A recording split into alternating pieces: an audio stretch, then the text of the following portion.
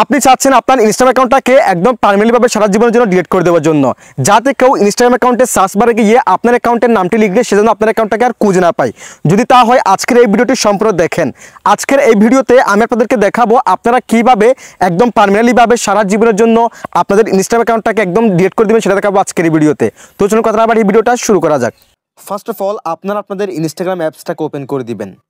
এরপর এখান থেকে আপনাদের প্রোফাইল অপশনে ক্লিক করে দিবেন। এরপর এখান থেকে 3 লাইন মেনু এই অপশনে ক্লিক করে দিবেন। এরপর এখান থেকে অ্যাকাউন্ট সেন্টার এই অপশনে ক্লিক করে দিবেন। এরপর এখান থেকে পার্সোনাল ডিটেলস এই অপশনে ক্লিক করে দিবেন। এরপর এখান থেকে অ্যাকাউন্ট ওনারশিপ অ্যান্ড কন্ট্রোল এই অপশনে ক্লিক করে দিবেন। এরপর এখান থেকে ডিঅ্যাক্টিভেশন অর ডিলেশন এই অপশনে ক্লিক করে দিবেন। এরপর এখান থেকে আপনার অ্যাকাউন্টের উপর ক্লিক করে দিবেন।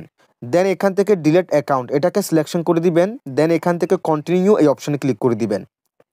এরপর এখান থেকে যে কোনো একটি রিজন দেখে নেবেন কী কারণে আপনি আপনার ইনস্টাগ্রাম অ্যাকাউন্টটাকে ডিলিট করতে চাচ্ছেন। আমি এখান থেকে 3 নাম্বারটাকে সিলেকশন করে দিলাম। দেন এখান থেকে কন্টিনিউ এই অপশনে ক্লিক করে দিবেন। এরপর আবার কন্টিনিউ এই অপশনে ক্লিক করে দিবেন। এরপর এখানে আপনার ইনস্টাগ্রাম অ্যাকাউন্টের পাসওয়ার্ডটি দিয়ে দিবেন। পাসওয়ার্ডটি দেওয়ার পর কন্টিনিউ অপশনে ক্লিক করে দিবেন। দেন দেখতে পারবেন ডিলিট অ্যাকাউন্ট, ডিলিট অপশনে ক্লিক করে দিলেই কিন্তু আপনার ইনস্টাগ্রাম অ্যাকাউন্টটা একদম পার্মানেন্টলিভাবে সারা জীবনের জন্য ডিলিট হয়ে যাবে।